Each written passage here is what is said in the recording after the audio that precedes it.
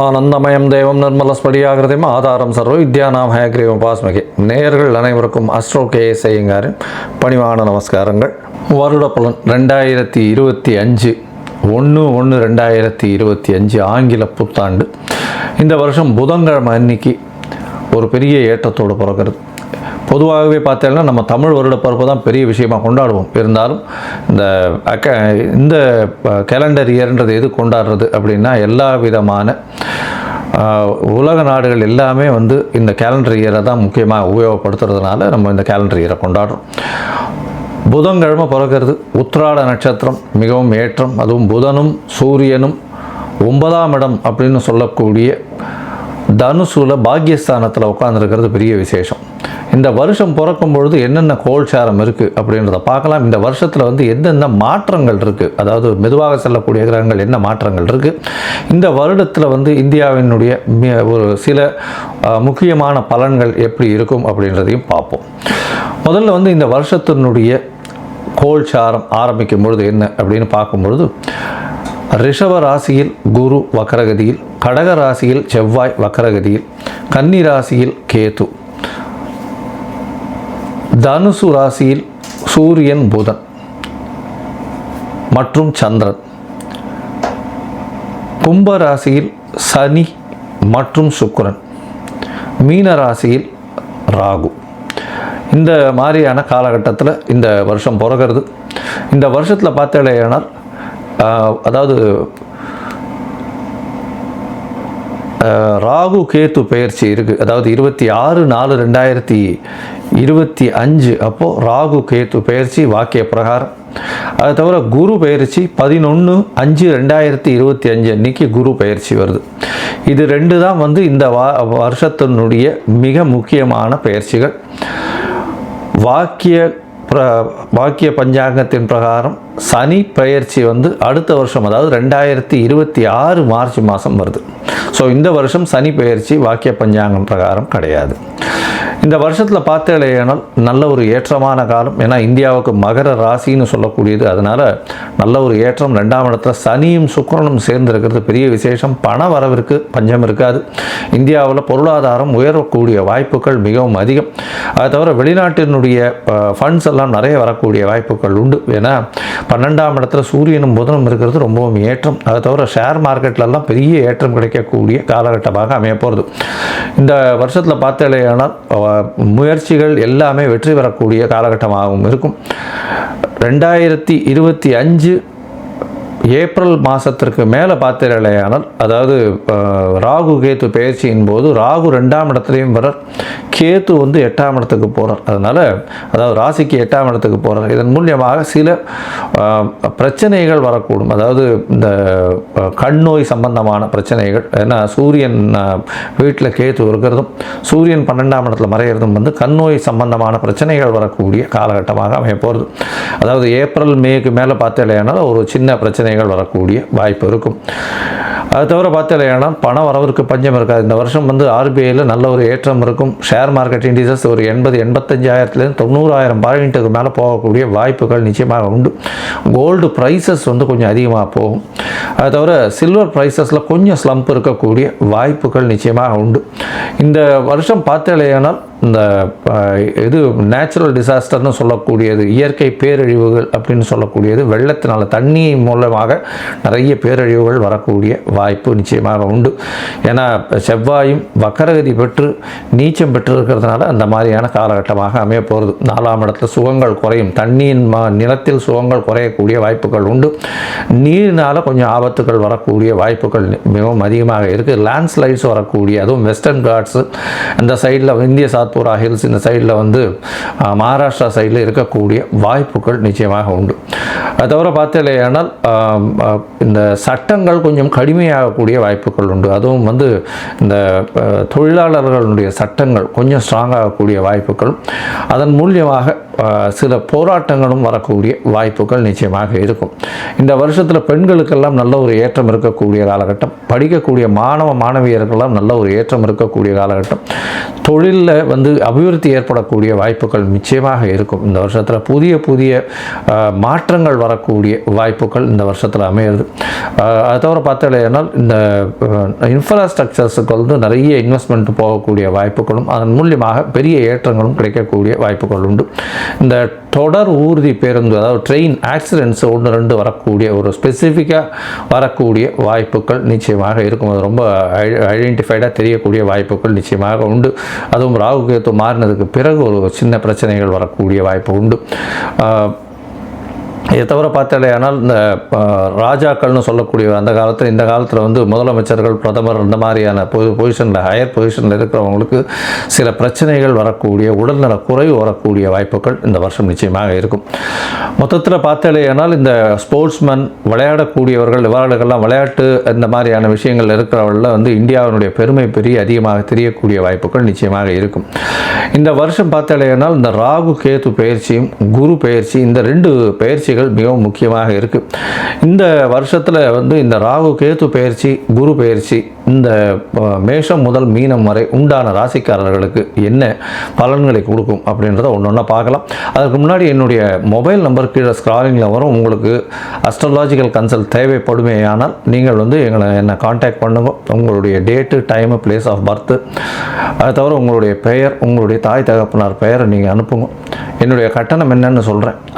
கட்டணத்தை செலுத்திட்டு அதுக்கு உண்டான யூடிஆர் நம்பர் ஷேர் பண்ணேன்னா உங்களுடைய ஜாதகத்தை போட்டு சந்தி இருக்கா அப்படின்றத பார்த்து, அதாவது உங்களுடைய ராசி சந்தி, நட்சத்திர சந்தி, பாத சந்தி, அதை தவிர வந்து லக்ன சந்தி இருக்கா அப்படின்றத பார்த்துட்டு உங்களுக்கு உண்டான என்ன நட்சத்திரம்ன்றதை முதல்ல சொல்லி அதற்கு உண்டான தசாபுக்தி அந்தரம் சூக்ஷ்மம் என்ன நடக்கிறதுன்றதை பார்த்துட்டு இன்றைய கோச்சாரத்தில் எப்படி இருக்குன்றதையும் சொல்லிட்டு அந்த என்ன எளிய பரிகாரம் உங்களுடைய பிரச்சனைக்கு அப்படின்றதையும் சொல்கிறேன். பொதுவாகவே நான் பார்த்த ஜாதகத்தில் பார்த்தேன்னா ஒரு 50 விழுக்காடுக்கு மேலே வந்து அவளுடைய நட்சத்திரமே சரியாக தெரியாமல் இருக்கா. 3ஆம் பாதம் சித்ரா நட்சத்திரம் 4ஆம் பாதத்தில் இருப்பாள், இல்லை 2ஆம் பாதத்தில் சித்ரா நட்சத்திரம் கன்னியா ராசின்னு சொல்லிட்டு இருப்பாள், அவளுக்கு வந்து துலா ராசியில் இருப்பாள். இந்த உடைந்த நட்சத்திரங்கள் இருக்கக்கூடிய ராசிகள் எல்லாமே வந்து அவள் வந்து முதல் ராசியா அடுத்த ராசியா அப்படின்றதே தெரியாமல் கொஞ்சம் கஷ்டத்தில் இருக்கா. மோஸ்ட் ஆஃப் த பீப்புள், அதாவது விசாக நட்சத்திரம்னு சொல்லுவாள், துலா ராசின்னு பண்ணிட்டு இருப்பா, பார்த்தா விருச்சிக ராசியாக இருக்கும். அந்த மாதிரியான விஷயங்கள் மூலியமாக உங்களுக்கு இப்போ நடக்கிறது நல்ல தசை நீங்கள் நினச்சிட்டு இருப்பீங்க. ஆனால் தசை வந்து உங்களுடைய லக்னத்துக்கு ஏற்ற தசையாக இருக்காது. அந்த மாதிரியான பிரச்சனைகள் மூலியமாக உங்களுக்கு என்ன நடக்கிறதுன்னு தெரியாத அளவுக்கு, எதை பிளான் பண்ணலான்னு தெரியாத அளவுக்கு இருப்பீங்க. ஸோ உங்களுடைய ஜாதகத்தை அனுப்புங்க, சந்தி இருக்கா என்ன எதுன்றதை பார்த்துட்டு அதற்கு ஏற்ற மாதிரி நான் பலன் சொல்கிறேன். இப்போது இந்த 2025 மேஷம் முதல் மீனம் வரை உண்டான பலன்கள் ஒன்றா பார்க்கலாம். கன்னி, உத்தரம், ஹஸ்தம், சித்திரை இந்த 3 நட்சத்திரம் 9 பாதங்களை கொண்ட ராசி. ராசியின் அதிபதினு சொல்லக்கூடியவர் புதன். இந்த வருஷம் 2025 ஆரம்பிக்கும் போது உங்களுடைய ராசிநாதன் 4ஆம் இடத்துல இருக்கார். சூரியனோட சேர்ந்து இருக்கக்கூடிய காலகட்டமாக அமைகிறது. உங்களுடைய ராசிக்கு பார்த்தாலேயானால் பொதுவாகவே இந்த 2025ஆம் ஆண்டை வந்து 2ஆக பிரிச்சுக்கலாம். ஒன்று மே மாதம் 11ஆம் தேதி வரலும், அடுத்தது மே மாதத்து 11ஆம் தேதியிலிருந்து டிசம்பர் மாதம் வரலும் உண்டான காலகட்டம்னு பிரிச்சுக்கலாம். முதல்ல இந்த ஜனவரி 1ஆம் தேதியிலிருந்து மே 11ஆம் தேதி வரலும் எப்படி இருக்க போகிறது அப்படின்றத பார்ப்போம். இந்த காலகட்டத்தில் உங்களுடைய ராசிக்கு 9ஆம் இடத்துல குரு பகவான் பிப்ரவரி 15 தேதியிலேருந்து மே 11 தேதி வரலும் இருக்க போகிறோம். இந்த காலகட்டத்தில் திடீர் ஏற்றங்கள் வரும், பெரிய மாற்றங்கள் வரக்கூடிய வாய்ப்புகள் நிச்சயமாக உண்டு. தொழிலில் அபரிமிதமான மேன்மை, ஓடி போனவனுக்கு 9ல் குருன்னு சொல்லக்கூடிய காலகட்டம்ன்றதுனால கண்டிப்பாக உங்களுக்கு ஒரு புதிய வேலை, புதிய மாற்றங்கள், புதிய ஏற்றங்கள் கிடைக்கக்கூடிய காலகட்டமாக அமையப்போகிறது. ராசிக்கு பார்த்தாலேனால் 6ஆம் இடத்துல வந்து சனி பகவான், 6ஆம் இடத்தில் சனி பகவான் இருக்கிறதுனால எல்லா விதமான போட்டிகளிலும் வெற்றி பெறக்கூடிய வாய்ப்புகள் உண்டு. புதிய வேலை கிடைக்கக்கூடிய வாய்ப்புகள் நிச்சயமாக உண்டு. உங்களுடைய ராசிக்கு பார்த்தாலேயான புதிய வேலை கிடைக்கும், ஏற்றம் கிடைக்கக்கூடிய காலகட்டமாக அமைய போகிறது. 7ஆம் இடத்துல ராகு பகவான் இருக்கிறதும் ராசியில் கேத்து பகவான் இருக்கிறதுனால உடல்நிலையில் சற்று பின்னடைவு இருக்கும். அது மட்டும் கொஞ்சம் ஜாகிரதையாக பார்த்துக்கோங்க. ஏன்னா கேத்து உங்களுடைய ராசியிலே இருக்கிறது, அது வந்து பின்னடைவை கொடுக்கக்கூடிய காலகட்டம். அதாவது கபம், சளி இந்த மாதிரியான விஷயங்களும், இந்த இடுப்பு, வயிறு இந்த மாதிரியான சம்பந்த பிரச்சனைகளும் வரக்கூடிய வாய்ப்புகள் நிச்சயமாக உண்டு. ராசிக்கு 6ஆம் இடத்தில் சனி பகவான் இருக்கிறது ரொம்பவும் விசேஷம். அதனால் புதிய வேலை கிடைக்கும். போட்டி தேர்வுன்னு வந்ததுன்னா மாணவியர்களுக்கெல்லாம் நல்ல ஒரு ஏற்றம் கிடைக்கக்கூடிய காலகட்டமாக அமைய போகிறது. இந்த வருஷத்தில் வந்து பார்த்தோம்னா மே 11ஆம் தேதிக்கு மேலே உங்களுடைய ராசிக்கு ராகுவும் கேத்துவும் வேறு மாறிடுறோம். அதாவது 26/4 அன்றைக்கி ராகு உங்களுடைய ராசிக்கு 6ஆம் இடத்துலையும் அதை தவிர கேத்து உங்களுடைய ராசிக்கு 2ஆம் இடத்துலையும் வந்துடுறார், அதாவது 12ஆம் இடத்துலையும் வந்துடுறார். இதன் மூலியமாக வந்து 6ஆம் இடம் வலுத்து போகிறது, 6ஆம் இடம் வலுத்து போகிறது பெரிய விசேஷம். அதனால் எந்த ஒரு விஷயத்திலையும் உங்களுக்கு வெற்றி நிச்சயமாக கிடைக்கக்கூடிய காலகட்டம். புதிய கடன் அதெல்லாம் வந்து எந்த ஒரு கடனாக இருந்தாலும் தீர்த்து வைக்கக்கூடிய வாய்ப்புகள் நிச்சயமாக இருக்கும். இவ்வளவு நாளாக இருந்த கடன் எல்லாமே நல்லபடியாக தீரக்கூடிய காலகட்டமாக அமைய போகிறது. உங்களுடைய ராசிக்கு 10ஆம் இடத்துல குரு வரும். 10ஆம் இடத்துல குரு வந்தார்னா 10ல் ஒரு பாம்பாவது இருக்கணுன்றது ஜோதிட சாஸ்திரம். அதனால் குருவே வந்து இருக்கிறதுனால தொழிலில் நல்ல ஒரு முன்னேற்றம், புதிய தொழில் அமையக்கூடிய வாய்ப்புகள் உண்டு. இருக்கிற தொழிலும் கூட அடிஷ்னலாக ஒரு தொழில் வரக்கூடிய வாய்ப்புகள் நிச்சயமாக இருக்கும். உங்களுடைய ராசிக்கு 2ஆம் இடத்தையே குரு பார்க்குறார். அவர் வந்து அதாவது தனகாரகன் தனஸ்தானத்தை பார்க்குறது மூலியமாக உங்களுக்கு பெரிய ஏற்றம் கிடைக்க போகிறது.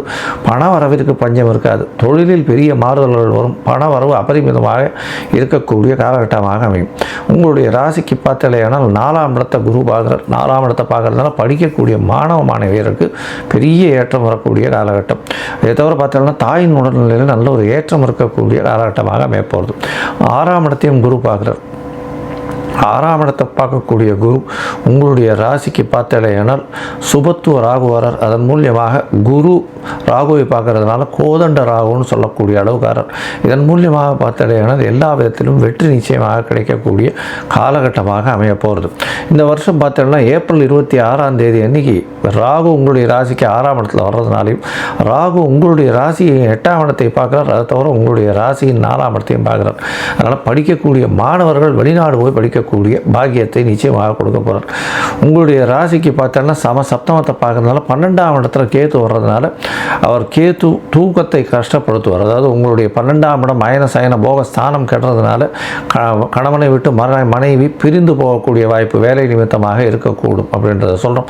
அது தவிர நீங்கள் வந்து இந்த வருஷம் அதாவது கன்னியா ராசிக்காரர்கள் அந்த எழுத்தர்கள் கணக்கர்கள் ஸ்டாட்டிஸ்டிக்ஸ் இது பண்ணுறவங்க சார்ட்டர்ட் அக்கௌண்டன்ஸு பேப்பர் வியாபாரம் பண்ணுறவங்க புஸ்தக வியாபாரம் பண்ணுறவங்க இவங்களுக்கெல்லாம் வந்து பெரிய ஏற்றம் கிடைக்கும். அதுவும் வந்து கம்ப்யூட்டர் சாஃப்ட்வேர் பண்ணுறவங்க ஹார்ட்வேர் பண்ணுறவங்க அதை தவிர வந்து கம்யூனிகேஷன் ரிசர்ச்சர்ஸ் கம்யூனிகேஷன் வழியாக இது பண்ணுறவங்க வியாபாரம் பண்ணுறவங்க அதாவது 2G 3G இந்த மாதிரியான விஷயங்கள் வியாபாரம் பண்ணுறவர்களுக்கெல்லாம் பெரிய ஏற்றம் கிடைக்கக்கூடிய காலகட்டமாக அமைய போகிறது. இந்த வருஷத்தில் பார்த்தாலேனா உங்களுடைய ராசிக்கு 12ஆம் இடத்துல கேத்து இருக்கிறதுனால உங்களுடைய சொந்த ஊரில் இருக்கக்கூடிய இந்த எல்லை கோவிலுக்கு போய் அங்கே வந்து எல்லை கோவிலில் இருக்கக்கூடிய ஆண் தெய்வத்துக்கு அதாவது ஐயனார் இந்த மாதிரியான ஆண் தெய்வத்திற்கு வந்து உங்களால் முடிஞ்ச இந்த விளக்கு போட்டுவாங்க. அது ஒரு பெரிய ஏற்றத்தை கொடுக்கும். அதை தவிர பார்த்துட்டீங்கன்னா 12ஆம் இடத்துல கேத்து இருக்கிறதுனால சித்தர்கள் யோகிகள் மடாதிபதிகள் இவர்களுடைய ஆசிரமங்களுக்கு போயிட்டு வரக்கூடிய வாய்ப்புகள் நிச்சயமாக கிடைக்கும். இந்த வருஷத்தில் பார்த்தாலேயானால் உங்களுடைய ராசிக்கு புதிய அதாவது படிக்கக்கூடிய மாணவர்களுக்கு நீங்கள் கொஞ்சம் செலவு பண்ணிங்கன்னா உங்களுக்கு எல்லா விதமான ஏற்றங்களும் கண்டிப்பாக வரக்கூடிய காலகட்டமாக அமைய போகிறது. மொத்தத்தில் பார்த்தோம்னா இந்த வருஷம் வந்து ஏற்றமான வருஷமாக கன்னியா ராசிக்கு இருக்கும். புதிய வேலை கிடைக்கும். போட்டிகளில் எல்லாவற்றிலும் வெற்றி பெறக்கூடிய வாய்ப்பு. பண வரவிற்கு பஞ்சம் இருக்காது. குடும்பத்தில் நல்ல ஒரு சந்தோஷம் இருக்கும். குலதெய்வத்தை வழிபடக்கூடிய வாய்ப்புகள் நிச்சயமாக இருக்கும். படிக்கக்கூடிய மாணவர்களுக்கு ஏற்றமான செய்தி வரும். தாயின் உடல்நிலையத்தில் நல்ல ஒரு ஏற்றம் இருக்கும். தந்தையின் உடல்நலத்தில் நல்ல ஒரு ஏற்றம் இருக்கக்கூடிய காலகட்டமாக அமைய போகிறது. மொத்தத்தில் இந்த கன்னியா ராசிக்காரர்கள் அருகில் இருக்கக்கூடிய லக்ஷ்மி நரசிம்ம பெருமாளுக்கு போயிட்டு ஒரு துளசி மாலை போட்டு வர்றதன் மூலியமாக நல்ல ஒரு ஏற்றமும் மாற்றமும் இந்த வருஷம் நிச்சயமாக உண்டு.